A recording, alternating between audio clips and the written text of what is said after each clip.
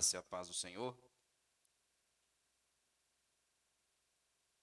Nós vamos dar continuidade hoje na nossa série aqui na Escola Bíblica e nós estamos chamando essa série de O Cristão e o Dinheiro. O Cristão e o Dinheiro. Esse já é o nosso terceiro dia. O primeiro dia nós respondemos a seguinte pergunta: ter dinheiro é pecado? No segundo dia, que foi na semana passada, nós respondemos aquela pergunta se a gestão financeira do casal deve ser feita de forma individual ou conjunta. E nós falamos que deve ser conjunta. E demos ali alguns motivos, lembrando que esse material ele vai estar disponível lá no YouTube, então você pode depois rever e compartilhar. Hoje nós vamos lidar com várias perguntas. O pastor Marco levantou as perguntas a respeito da vida financeira.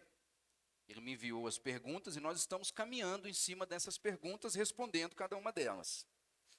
Mas, hoje, ou a partir de hoje, eu decidi condensar várias perguntas, porque eu acho que todas elas podem ser respondidas de uma vez só. Ok? Então, antes de nós começarmos aqui, nós vamos orar ao Senhor. Pai amado, nós queremos pedir ao Senhor que nos conduza pelo seu Espírito. Nós queremos rogar ao Senhor, ó Deus, que ministre aos nossos corações. Nós queremos rogar ao Senhor, ó Deus, principalmente que o Senhor transforme os nossos corações. Esse, Senhor, é um tema que o Senhor dá importância e nós precisamos estar atentos a isso. Portanto, eu peço a Ti que me ajude e ajude também os meus irmãos, para que o Senhor seja glorificado também na nossa vida financeira. Assim eu oro e te agradeço em nome de Jesus. Amém. Pois bem, meus irmãos, antes de eu citar aqui as perguntas que nós vamos abordar hoje, ou tentar responder hoje, na verdade nós não iremos responder cada uma delas hoje, mas antes de eu falar quais são as perguntas, eu queria trazer uma reflexão para nós, referente à nossa abordagem da semana passada. Nós falamos de algo tão sério. Por exemplo, nós falamos que quando o casal ele conduz a vida financeira de forma individualizada, ele está violando a aliança do casamento. E nós falamos várias coisas, né, de comprar escondido e uma série de outras coisas, né, que nós falamos. E eu fiquei refletindo depois, eu até brinquei no meio da exposição, né, que tipo assim, pô, vocês estão rindo, né? E eu fiquei pensando depois, Deus, olha o estado do nosso coração. Nós temos a capacidade de ouvir que nós estamos violando a sua palavra e a sua aliança e ainda rirmos a respeito disso. Então eu fiquei meditando sobre essa situação, sabe?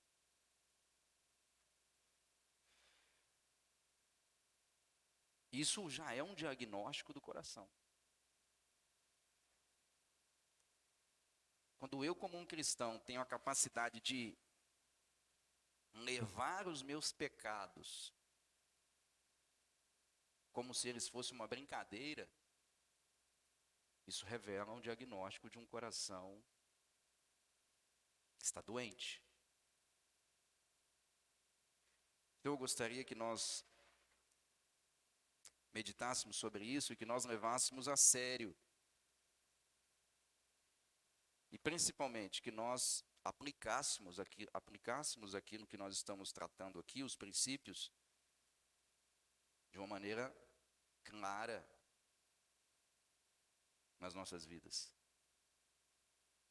Porque a palavra de Deus diz que nós devemos ser praticantes da palavra e não meramente ouvintes.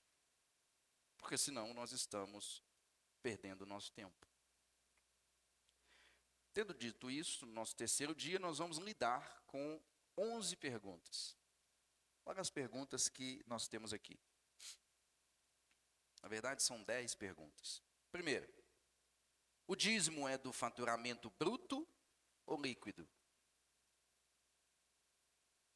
O que é faturamento bruto ou líquido? Você tem lá um negócio, você tem uma empresa. Então você vendeu 10 mil reais em produtos. Isso é o faturamento bruto. Só que aí dos 10 mil você tem que pagar um imposto. Aí dos 10 mil você paga R$ 1.000 de imposto. E aí sobra 9 mil. 9 mil é o líquido. Então essa pergunta aqui é, pastor, o dízimo é do faturamento bruto ou líquido? Ou, pastor, não tem uma empresa. Mas se você trabalha de carteira assinada, você recebe um salário no final do mês. Se você pegar o seu contra-cheque ou o seu holerite, você vai ver lá o seguinte, que você recebeu R$ 2.500. Só que dos R$ 2.500 abateram alguns impostos. Por exemplo, houve um recolhimento do FGTS, descontou, por exemplo, o Vale Transporte, descontou o imposto de renda, e dos R$ 2.500 que você tem de salário, na verdade você não recebeu R$ 2.500, você recebeu R$ 1.900, porque 600 foi o abatimento de impostos. Então o bruto é os 2.500, que é o seu salário. O líquido é os 1.900 que você recebeu. Então a pergunta aqui é, pastor, eu devo dar o dízimo do bruto ou do líquido? Essa é uma pergunta. Segunda pergunta, a razão pela qual a pessoa não tira o dízimo é espiritual ou financeira? Essa pergunta é muito boa. Terceira pergunta, é errado querer ganhar melhor? Outra pergunta muito boa. Quarta pergunta, até que ponto guardar dinheiro não é pecado? Quinta pergunta, andar endividado é pecado? Sexta pergunta, se o coração do homem é mau, por que cada um deve contribuir segundo o seu coração? Sétima pergunta, qual a relação financeira com a espiritual? Ótima pergunta. Oitava, é errado gastar excessivamente com coisas supérfluas? Boa pergunta. Nona pergunta, entre pagar uma dívida e entregar o dízimo, o que eu devo fazer? Ótima pergunta. E a 10ª pergunta, em tempos de dificuldades financeiras, é errado gastar excessivamente com vaidades? A resposta já está aqui implícita na pergunta, mas é uma boa pergunta. Então eu decidi condensar todas essas perguntas em um único conjunto. E aí, para eu responder todas essas perguntas, eu preciso primeiro estabelecer uma base bíblica sólida, ok? Para que depois que eu estabeleça a base bíblica, eu consigo responder essas perguntas à luz do que a Escritura me diz, ok? Então é isso que nós vamos fazer a partir de agora. Eu quero estabelecer uma base sólida sobre a Escritura, ou a partir da Escritura, e depois nós vamos dar as respostas a cada uma dessas perguntas. Já adianto que nós não vamos conseguir encerrar isso hoje. Na verdade, hoje eu só quero contextualizar os irmãos com base em 2 textos da Escritura. E aí, os textos que nos servirão como guia, como direção para respondermos a todas essas perguntas serão Malaquias capítulo 3, versículos de 6 a 12 e 2 Coríntios 9, de 6 a 7. Então eu quero convidar você a ir comigo em Malaquias capítulo 3, versículo 6 até o 12. Malaquias capítulo 3, nós leremos dos versos 6 até o 12. Esse é um texto muito conhecido e, inclusive, muito citado no meio evangélico. Amém? Todos acharam aí? Malaquias 3, 6 em diante. Diz assim, ó. Porque eu, o Senhor, não mudo. Por isso vós, ó filhos de Jacó, não sois consumidos. Desde os dias de vossos pais, vos desviastes dos meus estatutos e não os guardastes. Tornai-vos para mim, e eu me tornarei para vós outros, diz o Senhor dos Exércitos. Mas vós dizeis, em que havemos de tornar? Roubará o homem a Deus? Todavia, vós me roubais e dizeis, em que te roubamos? Nos dízimos e nas ofertas. Com maldição sois amaldiçoados, porque a mim me roubais, vós, a nação toda. Trazei todos os dízimos à casa do tesouro, para que haja mantimento na minha casa. E provai-me nisto, diz o Senhor dos Exércitos, se eu não vos abrir as janelas do céu e não derramar sobre vós bênção sem medida. Por vossa causa, repreenderei o devorador, para que não vos consuma o fruto da terra. A vossa vide no campo não será estéril, diz o Senhor dos Exércitos. Todas as nações vos chamarão felizes, porque vós sereis uma terra deleitosa, diz o Senhor dos Exércitos. Esse é o primeiro texto. Agora eu quero que você vá comigo em 2 aos Coríntios, capítulo 9, eu quero ler os versos 6 e 7. 2 aos Coríntios 9,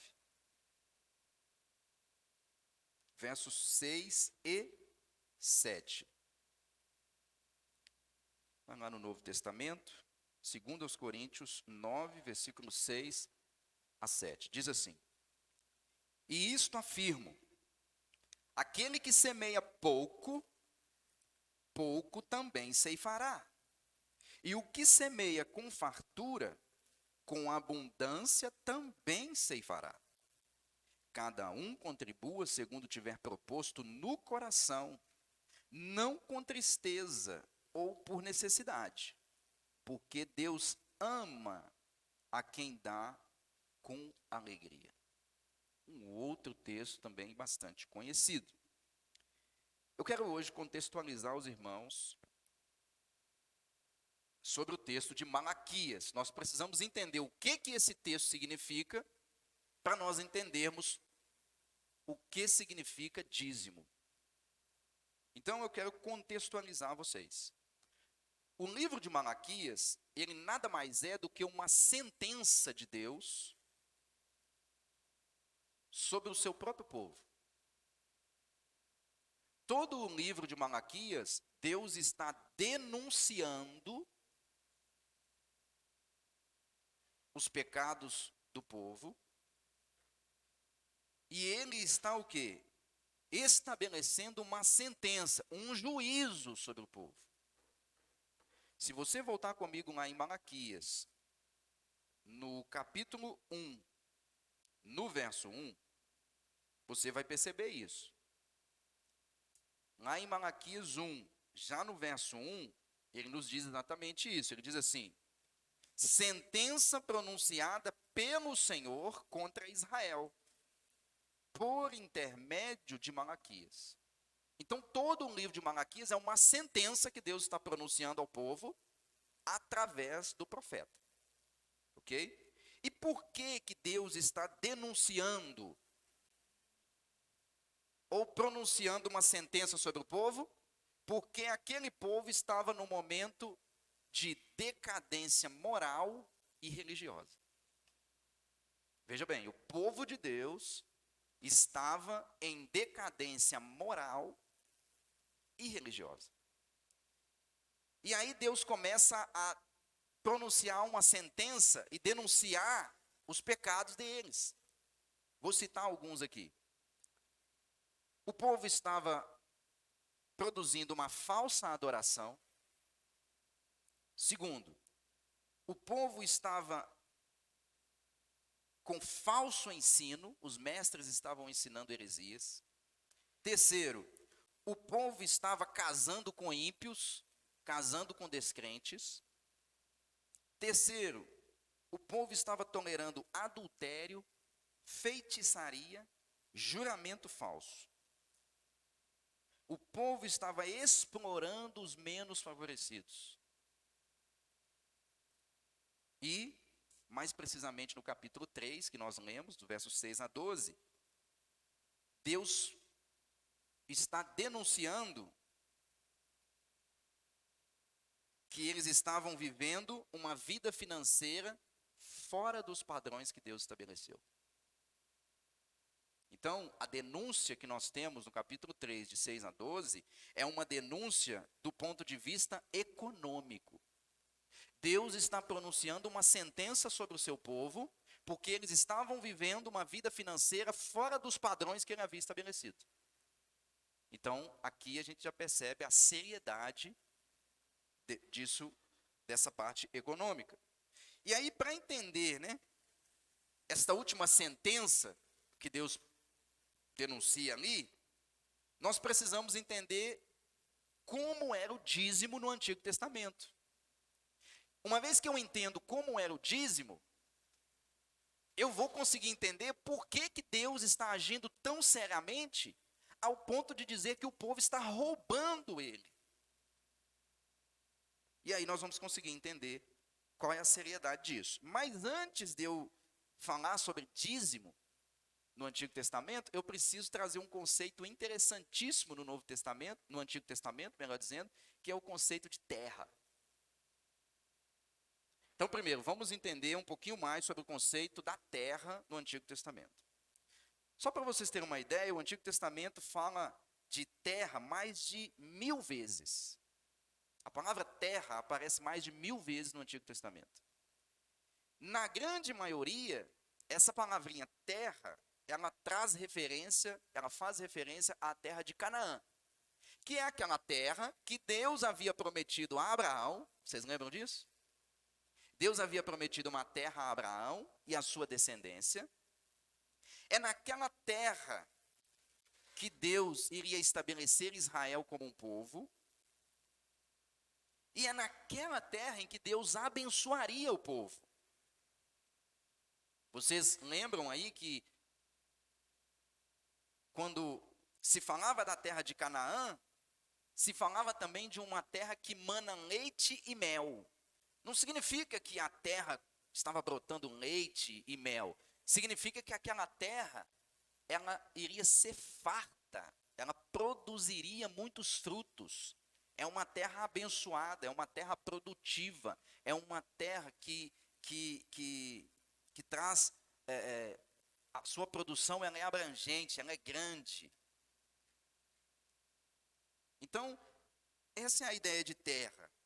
E como Deus estava sempre falando de terra, apontando para Canaã, e aí eles recebem aquela terra, nós sabemos que eles, depois de Josué ali, eles herdam com Josué, eles entram na terra e depois eles passam a habitar em Canaã. E Deus já havia estabelecido que, quando eles chegassem nessa terra, a forma como eles iriam tratar essa terra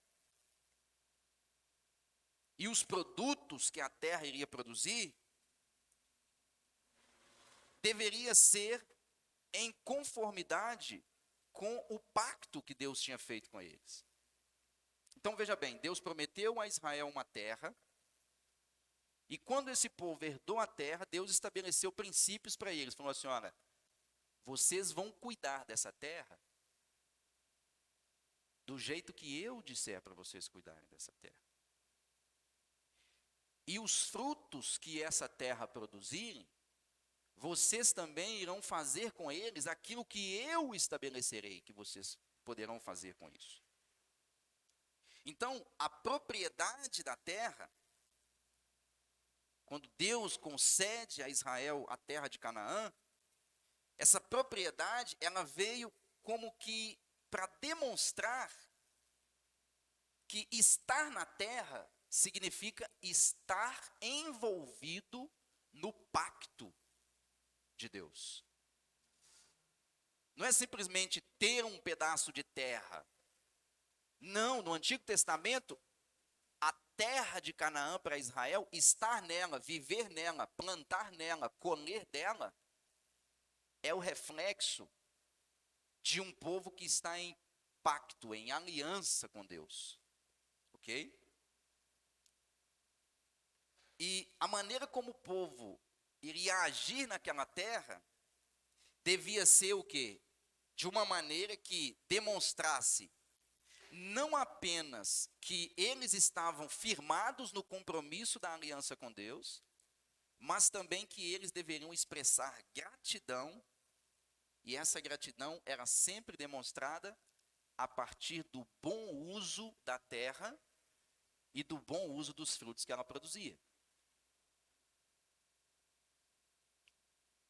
Para vocês terem uma ideia, como que a terra estava tão ligada a Israel, que Israel demonstraria gratidão a Deus por causa da terra, guardando o sábado. A participação nas festas, eles demonstrariam gratidão. Mas Israel também demonstraria gratidão entregando o dízimo. Dízimo este que vinha de tudo que o povo tinha, de todos os seus bens que eles tinham produzido na terra. Então, quando o povo produzia na terra e colhia dos seus frutos, eles expressavam gratidão a Deus entregando os dízimos, as primícias daquilo que foi produzido naquela terra. Mas, um ponto interessante é que, embora Deus tenha dado a terra como herança, ele acabou deixando claro para Israel que a terra não pertencia a eles, a terra pertencia ao Senhor. Isso está lá em Levítico 25, verso 23. Se você for lá comigo em Levítico 25, verso 23, você vai ver que o Senhor, ele vai dizer exatamente isso. Veja bem, ele estabelece Israel naquela terra, ele estabelece regras para que o povo lidasse com a terra, mas ele deixa bem claro aqui em Levítico 25, 23 o seguinte: também a terra não se venderá em perpetuidade. Ou seja, vocês não podem vender a terra que eu dei a vocês. E aí agora ele responde, por que vocês não podem vender a terra? Como quem dissesse assim, vocês não podem fazer o que vocês querem com a terra. Então ele diz, né? Também a terra não se venderá em perpetuidade, porque a terra é minha. Olha o que Deus está dizendo para o povo. Essa terra que eu coloquei vocês, que eu dei a vocês, essa terra me pertence. Ok? E ele diz aí, pois vós sois para mim estrangeiros e peregrinos. Ou seja, essa terra que eu dei a vocês, ela me pertence. Eu sou o dono dela. Vocês são apenas administradores. Vocês são apenas mordomos dessa terra. Ok? Aqui a gente já começa a tirar alguns princípios para nós, né? Se a terra pertencia ao Senhor, e aqui terra tem que ser lido no contexto, porque Israel era um povo agrícola.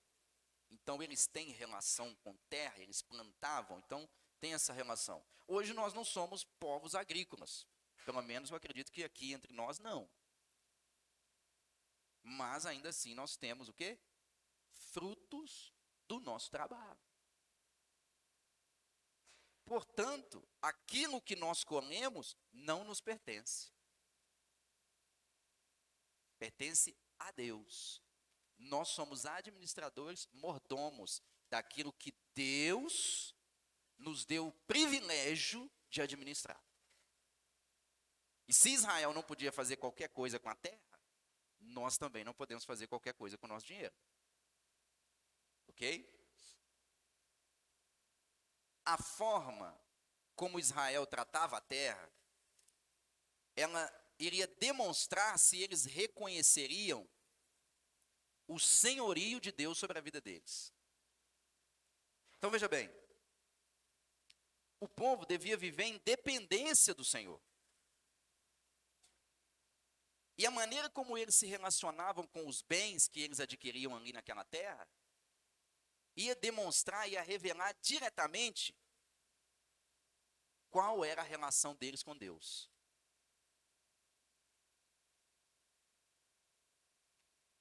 Era uma demonstração, um reconhecimento de gratidão.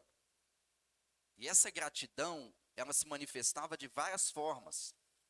Por exemplo, Israel demonstraria gratidão a Deus nos festivais, quando eles faziam festas e celebravam as bênçãos de Deus. Isso era uma demonstração de gratidão.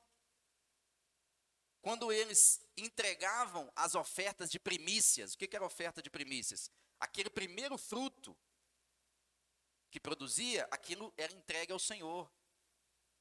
Então eles o quê? Eles demonstravam gratidão. Olha, Deus, isso aqui é a primícia, isso aqui é a primeira parte que eu colhi, Senhor. Olha, eu estou dando a primeira parte, o Senhor tem a porção mais importante. Está aqui. A vida religiosa no tabernáculo era uma expressão de gratidão a Deus. A observância semanal do sábado de descanso era uma atitude de gratidão e obediência a Deus. A observância de um ano sabático também era uma expressão de gratidão e de obediência a Deus. O ano sabático era aquele ano que a terra deveria descansar. Não se poderia plantar nada nela. Olha a relação com terra.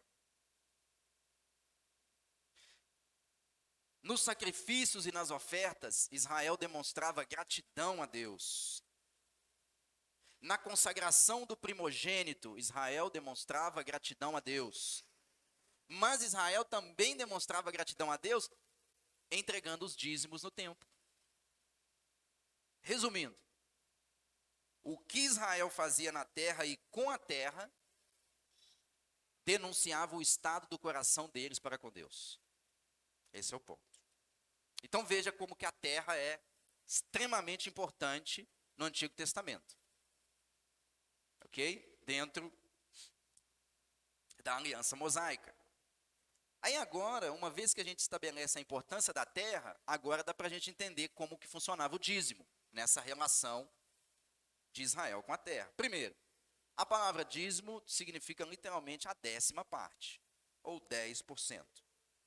10% de tudo que a terra produzisse era uma contribuição que o povo iria levar até o templo e entregar aos sacerdotes e aos levitas.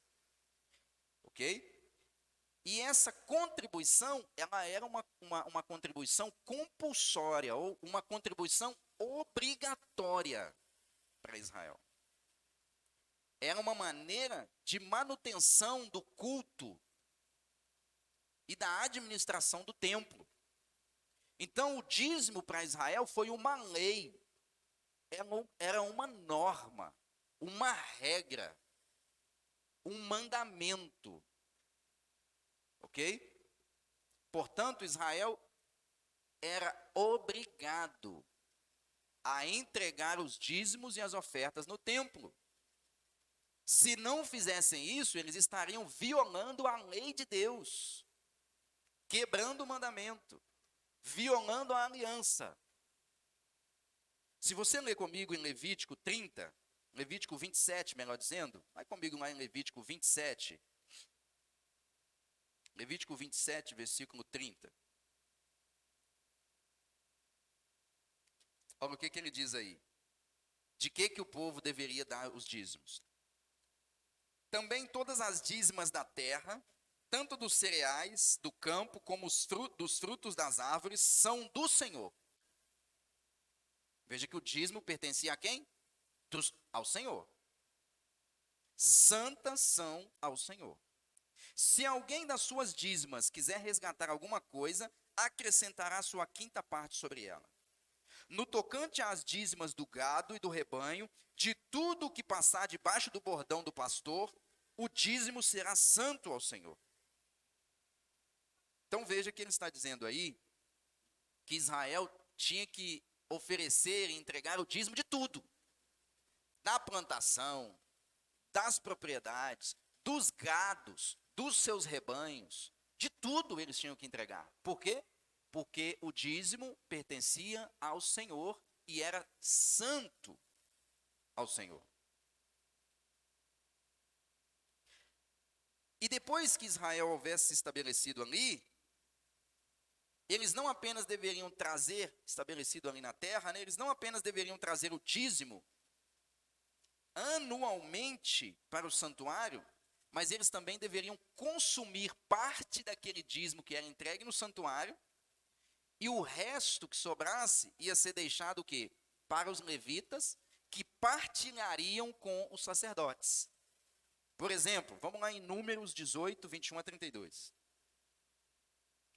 Números 18, 21 a 32. Números 18, 21. Aos filhos de Levi dei todos os dízimos em Israel por herança, pelo serviço que prestam, serviço da tenda da congregação. Então o dízimo pertencia a quem? Aos levitas.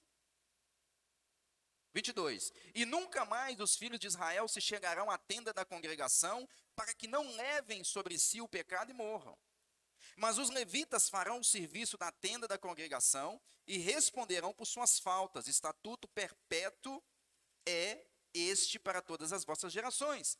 E não terão eles nenhuma herança no meio dos filhos de Israel, porque os dízimos dos filhos de Israel que apresentam ao Senhor em oferta, dei-os por herança aos levitas, porquanto eu lhes disse, no meio dos filhos de Israel nenhuma herança tereis. Disse o Senhor a Moisés, também falarás aos levitas e lhes dirás, quando receberdes os dízimos da parte dos filhos de Israel, que vos dei por vossa herança, deles apresentareis uma oferta ao Senhor, o dízimo dos dízimos. Veja que até os levitas tinham que tirar uma parte, os 10%, dos 10% que eles recebiam e apresentar essa oferta ao Senhor. 27. Atribuir-se-vos-á a vossa oferta como se fosse cereal da eira e plenitude do lagar. Assim também apresentareis ao Senhor uma oferta de todos os vossos dízimos que recebestes dos filhos de Israel, e deles dareis a oferta do Senhor a Arão, o sacerdote. De todas as vossas dádivas apresentareis toda a oferta do Senhor, do melhor delas, a parte que lhe é sagrada. Eles não podiam dar qualquer parte, tinha que ser a melhor parte. Ok? Portanto lhe dirás, quando oferecerdes o melhor que há nos dízimos, o restante destes, como se fosse produto da eira e produto do lagar, se contará aos levitas. Comê-lo-eis em todo lugar, vós e a vossa casa, porque é vossa recompensa pelo vosso serviço na tenda da congregação. Pelo que não levareis sobre vós o pecado, quando deles oferecerdes o melhor, e não profanareis as coisas sagradas dos filhos de Israel, para que não morrais. Ou seja, não façam qualquer coisa com o dízimo que vocês receberam. Ok? Então veja que o dízimo, ele era ofertado, entregue no templo para suprir as necessidades dos levitas e a administração do templo. Se você for comigo em Deuteronômio 12, 5. Deuteronômio 12, 5. Diz assim: mas buscareis o lugar que o Senhor vosso Deus escolher de todas as vossas tribos, para ali pôr o seu nome e sua habitação, e para lá ireis. Ele está falando aqui dos dízimos, ok? A esse lugar farei chegar os vossos holocaustos. Ele está falando lá no templo de Jerusalém. A este lugar vos fareis chegar os vossos holocaustos e os vossos sacrifícios e os vossos dízimos, e a oferta das vossas mãos, e as ofertas votivas, e as ofertas voluntárias, e os primogênitos das vossas vacas e das vossas ovelhas. Então levarão os dízimos lá na casa do Senhor. Ok? Verso 7. Lá comereis perante o Senhor vosso Deus, e vos alegrareis em tudo o que fizerdes, vós e as vossas casas, no que vos tiver abençoado o Senhor vosso Deus. O que ele está querendo dizer aí? Vocês anualmente irão até o templo e entregarão lá as suas ofertas e os seus dízimos. E no momento que vocês entregarem as suas ofertas e os seus dízimos, vocês participarão de uma festa.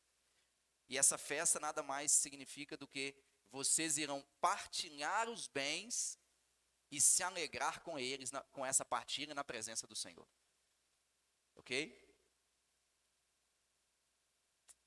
Mas além disso, além da entrega anual dos dízimos, de 3 em 3 anos, o povo tinha uma exceção. Eles não precisariam ir lá no templo entregar os seus dízimos. Mas de 3 em 3 anos, o dízimo que eles recolhessem deveria ser distribuído na sua própria cidade. E esse dízimo era para ser dividido e consumido pelos habitantes sem terra, os estrangeiros, os órfãos e as viúvas. Está lá em Deuteronômio 14, 28. Se for lá em Deuteronômio 14, 28, nos mostra isso. Deuteronômio 14, 28. Ao fim de cada 3 anos, tirarás todos os dízimos do fruto do 3º ano e os recolherás na tua cidade. Então virão o levita, pois não tem parte nem herança contigo, o estrangeiro, o órfão, a viúva, os que estão dentro da sua cidade, e comerão e se fartarão, para que o Senhor teu Deus te abençoe em todas as obras que as tuas mãos fizeram. Isso significa aqui o seguinte, que além do dízimo ser entregue no templo, eles de 3 em 3 anos entregariam seus dízimos na sua própria cidade, para que os órfãos, as viúvas, os estrangeiros e os sem terra pudessem partilhar. Ou seja, nós tiramos aqui um outro princípio válido. Que os dízimos e as ofertas não eram para Israel enriquecer, mas era para Israel abençoar outros. Nós trazemos um princípio, podemos beber aqui nesse princípio para a nossa vida. O dinheiro que nós temos, irmãos, o nosso salário, tudo que nós temos, não é para nós enriquecermos individualmente. É para que outros sejam abençoados através da riqueza que nós recebemos. Esse é o princípio bíblico chave para a riqueza. Ok? Então o dízimo, tal como o ano sabático, era para beneficiar os pobres e os sem terra, mostrando assim o quê? Um amor tanto para com Deus quanto para com o próximo. Ok?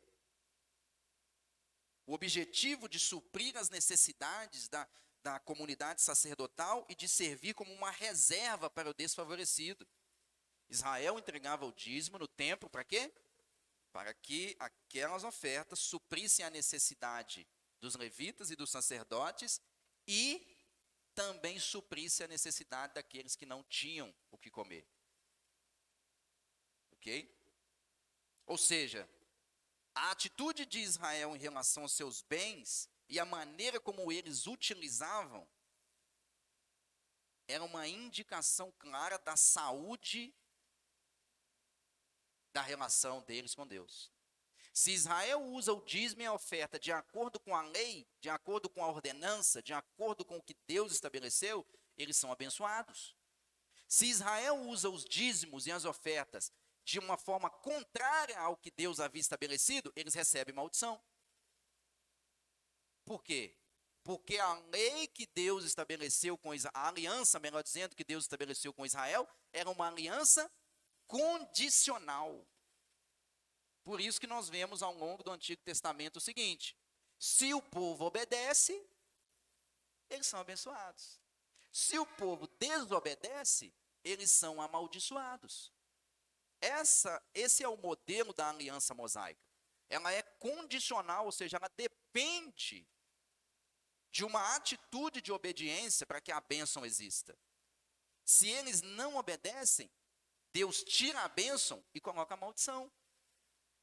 Então, se Israel viola os dízimos, eles recebem maldição. Se eles se alinham ao dízimo, eles são abençoados. E aí, tendo dito isso, agora nós conseguimos entender o que o texto de Malaquias 3, 6 em diante está dizendo. Entendemos o conceito da terra, que Deus havia colocado aquele povo ali para cuidar dela. A terra não pertencia ao povo, a terra pertencia ao Senhor. Israel era apenas o quê? Administrador da terra. Ok? Eram mordomos. E tudo que a terra produzisse, deveria ser daquilo que a terra produzisse, ou até mesmo dos gados e das ovelhas, Israel deveria o quê? Entregar os dízimos ao Senhor. Aí agora, nós conseguimos então entender o que Malaquias está dizendo. Primeiro ponto, Israel recebeu o dízimo como ordenança, como eu falei aqui. O dízimo para Israel é lei, é mandamento. Ok? E como o dízimo para Israel era lei, era mandamento, era ordenança, ao deixarem de entregar seus dízimos e ofertas, eles violam diretamente a ordenança do Senhor. E, consequentemente, quebram a aliança que tinham com Deus. Por isso, eles seriam amaldiçoados pelo próprio Deus. Porque eles quebraram a aliança ao deixarem de entregar os dízimos.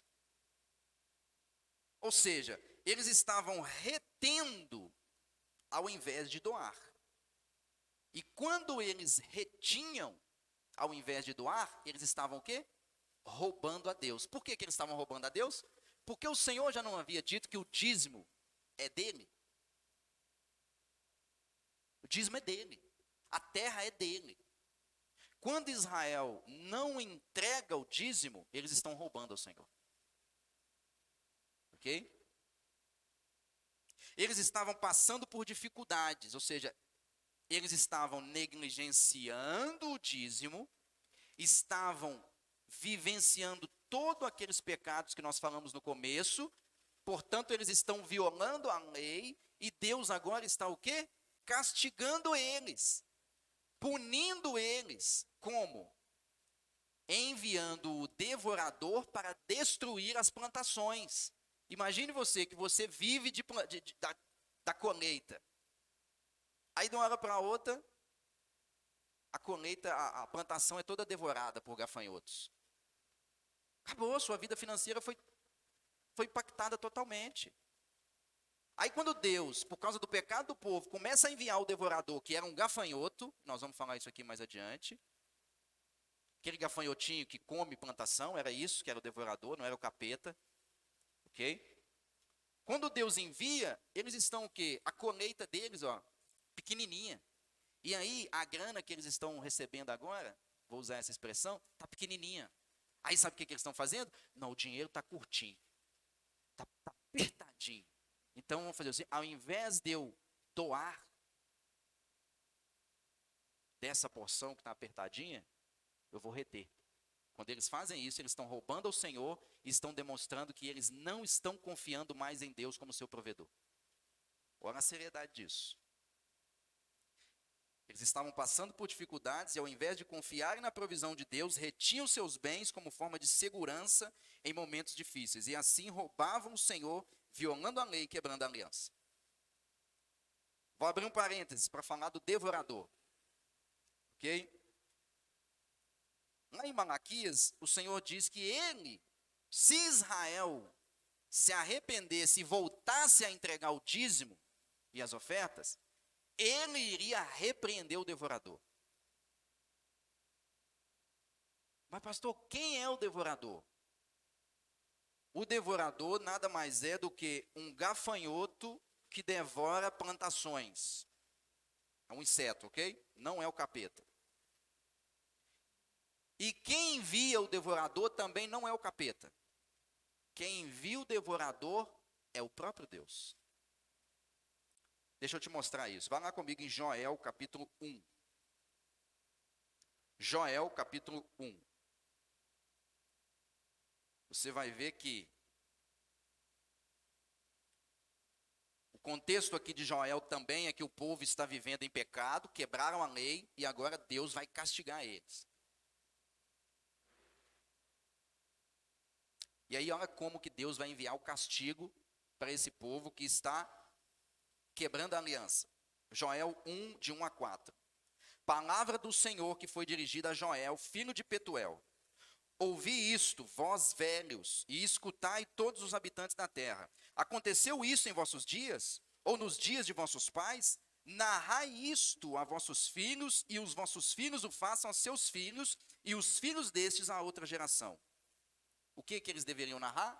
Verso 4. O que deixou o gafanhoto cortador, comeu o gafanhoto migrador.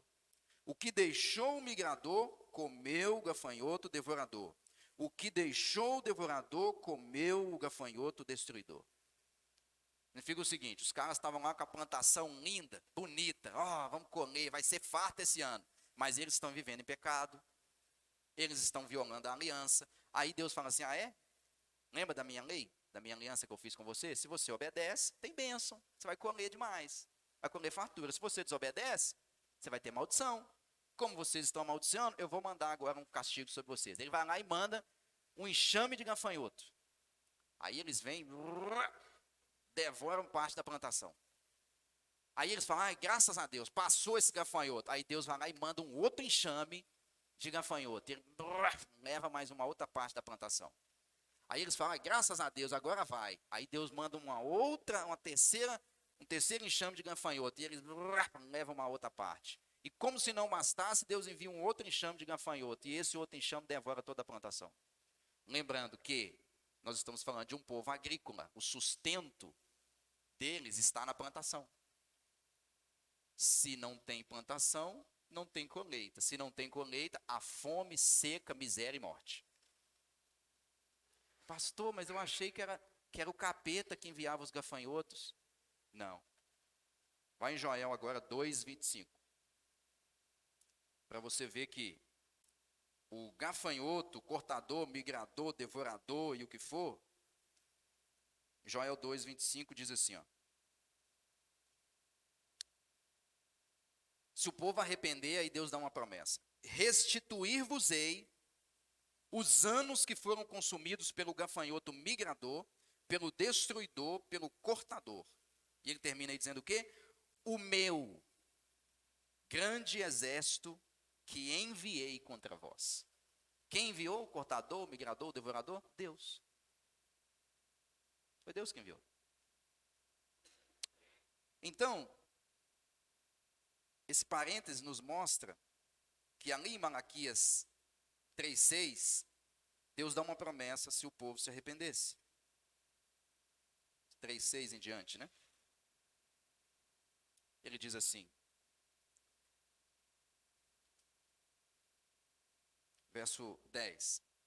Trazei todos os dízimos à casa do tesouro, para que haja mantimento na minha casa, e provai-me nisto, diz o Senhor dos Exércitos. Se eu não vos abrir as janelas dos céus e não derramar sobre vós bênção sem medida. O que ele está querendo dizer? Se vocês se arrependerem, é óbvio que vocês vão ter bênção. Por que eu não estabeleci uma aliança com vocês com base na bênção e na maldição?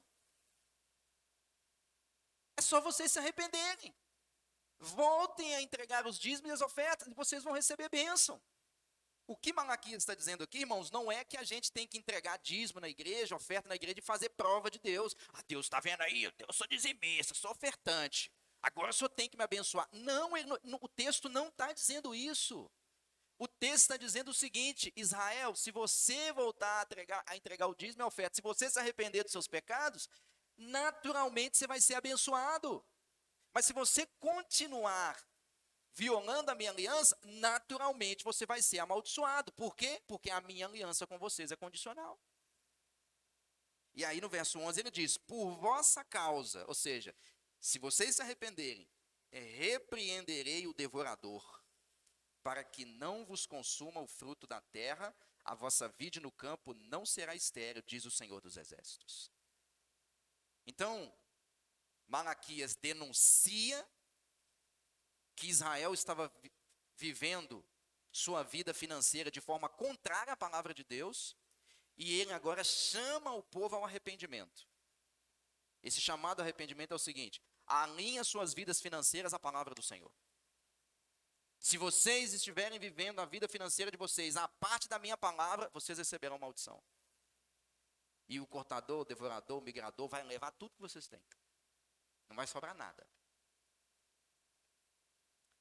Aí eu sei que você está pensando assim, pastor, estou lascado. Agora estou percebendo porque que eu estou endividado. Por que o bicho está pegando, por que meu nome está no SPC. Por que eu trabalho e nunca tenho dinheiro. Calma aí. Calma aí. Não é bem assim, porque nós estamos na nova aliança. A lei de dízimo, o mandamento, o dízimo como mandamento, ele só existe na antiga aliança. Portanto, esse texto de Malaquias, ele está falando primeiramente, basicamente, para Israel, não para a igreja. Para a antiga aliança. Ok? Certo? Porque na nova aliança, nós não vivemos mais uma aliança condicional. Ela não é uma aliança de obras. Ela é a aliança da graça. Então segura aí. Eu não estou dizendo que Malaquias não nos oferece princípios bíblicos para nós hoje na igreja.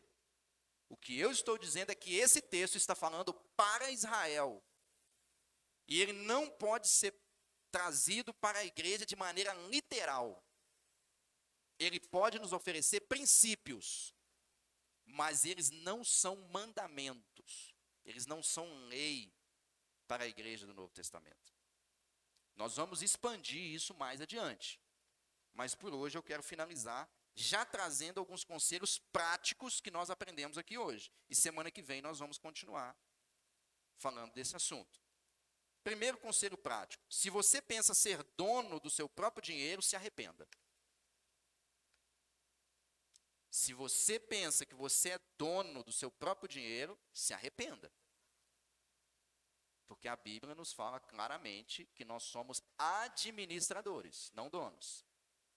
Esse é o primeiro ponto primeiro conselho que eu te dou. Se arrependa se você acha que você é dono das coisas que você tem. Você não é dono.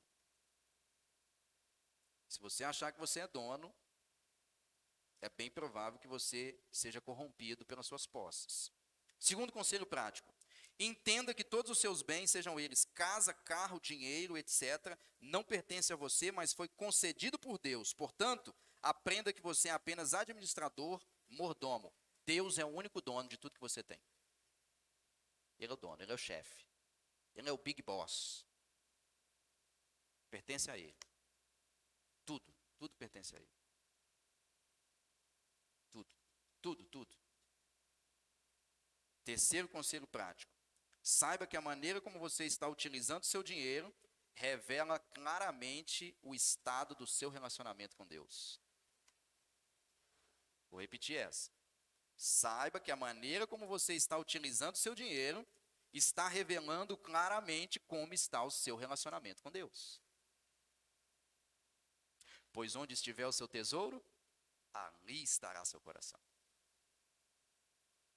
Porque não podeis servir a dois senhores. Então, olha para a sua vida financeira e você vai descobrir como está o seu relacionamento com Deus. Quarto e último conselho prático: saiba que as bênçãos materiais de Deus são destinadas a glorificá-lo e a enriquecer aos outros, e não a você mesmo. Sabe qual é o segredo para você receber de Deus mais bênçãos? É você saber que as bênçãos que Ele te dá não é para você, mas é que para que você abençoe outros através da bênção que Ele te deu. Esse é o segredo. Você quer ser livre do apego ao dinheiro? Entenda que aquilo que você tem pertence a Deus e, consequentemente, use aquilo que Deus colocou sobre a sua responsabilidade para abençoar outros. A partir daí você passa a dizer para o dinheiro quem é que manda em quem. Esse é o princípio-chave. Então eu fecho aqui. Como eu disse, eu não respondi ainda claramente as perguntas que nós trouxemos aqui hoje. Eu apenas quis dar uma contextualização sobre dízimo, para que a gente consiga entender de fato, né, o que é dízimo. E a partir de semana que vem, a gente começa a olhar o outro texto que nós usamos como base, que é 2 Coríntios 9, 6 e 7.